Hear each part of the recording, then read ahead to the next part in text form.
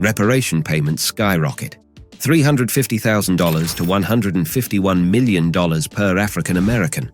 But beyond the numbers, what's the real impact of systemic change? Join us as we dissect the diverse financial estimates and question what's truly on the table for compensation. Is reparations more than just a check in the mail? Let's unravel the complexities together. The heightened conversation around racial justice, spurred by global protests following the tragic death of George Floyd, has propelled the issue to the forefront of public discourse. The U.S. Conference of Mayors has thrown its support behind Democratic calls in Congress to conduct a comprehensive study on the possibility of reparations for the descendants of those who suffered from slavery. Dividing the latter amount by the approximate 40.9 million Black non-Hispanic descendants of the enslaved yielded a potential reparations payment of $151.63 million per individual. However, researchers acknowledged a potential overestimation, as it might include individuals not directly linked to slavery.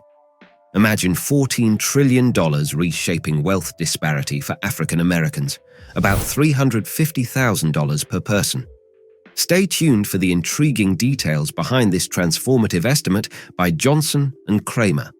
Another estimate, aligning with wealth disparity, suggested $14 trillion, translating to roughly $350,000 for each of the estimated 40 million African Americans in the US.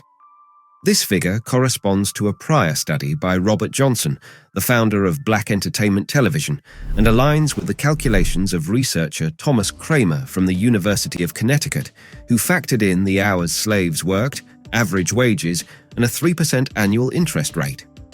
Considering reparations based on the unfulfilled promise of 40 acres to slaves, the June 19th study proposed reparations of approximately $11.9 trillion, equating to around $291,186 per descendant in 2018 estimates.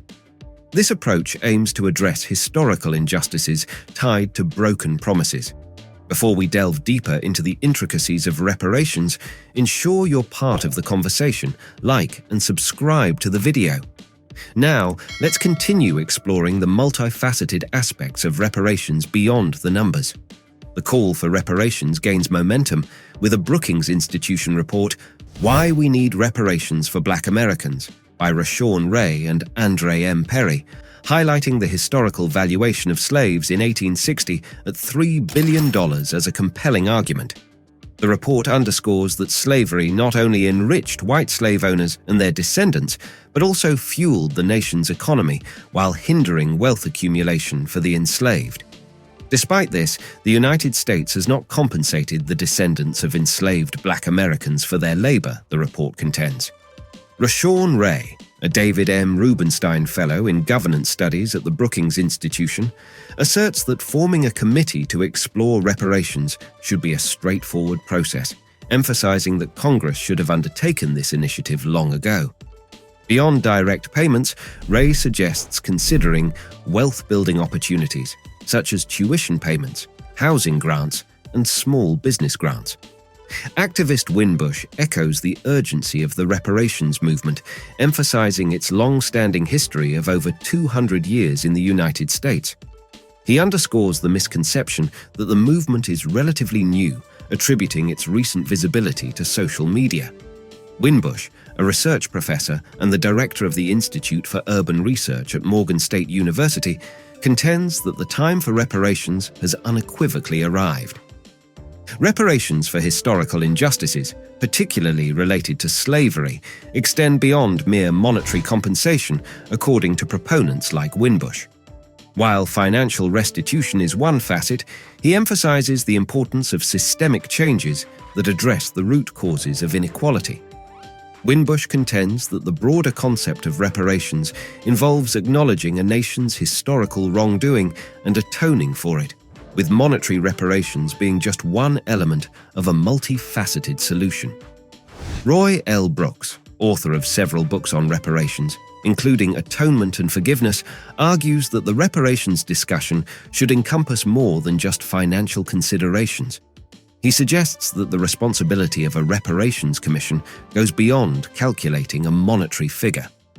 Brooks emphasizes the need for education, asserting that the Commission should inform the American public, including African Americans, about the historical impact of slavery and the diverse forms reparations can take. In his view, apologies, truth commissions, truth trials, and reparations all contribute to redressing historical atrocities. The complexity of calculating the cost of reparations is acknowledged by Brooks, who highlights that it requires a thorough examination of various models and issues within the context of the Commission's work. He deems it premature and irresponsible to discuss the cost of reparations without going through this rigorous process. Joe Fegan, an expert on racial issues and co-author of books like Racist America, underscores the need to consider the multifaceted costs of slavery. Beyond labor and wealth lost, he prompts a reflection on the immeasurable costs such as pain, suffering, and lives cut short. Fegan argues that discussions on reparations should extend beyond the economic realm to encompass the human toll exacted by slavery.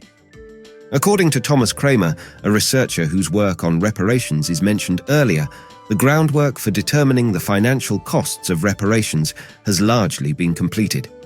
He suggests that further studies might be exploited by reparations opponents to indefinitely postpone implementation, a delay that not only disadvantages eligible recipients, but also escalates the overall cost for the US government.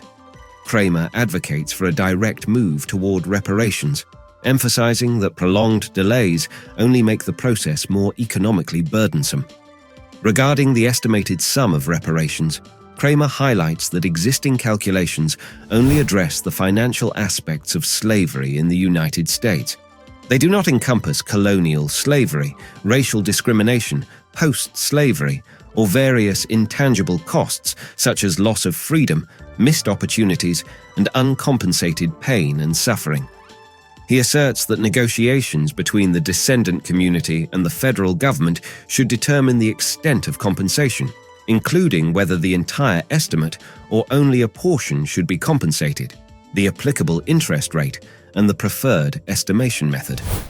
Despite the increasing discourse on reparations, recent polling indicates that only 1 in 5 respondents believe the US should allocate taxpayer money for reparations to descendants of enslaved individuals. This Reuters poll, conducted in June with 1,115 adults, reflects some public skepticism or reluctance toward financial reparations. Closing our conversation on reparations, let's shift gears and ask, how can we translate dialogue into action? The groundwork is set, but your input is crucial. Like, subscribe, and share your thoughts below to drive this important conversation forward. Explore more insightful content with us. Thank you for engaging with us on this vital topic.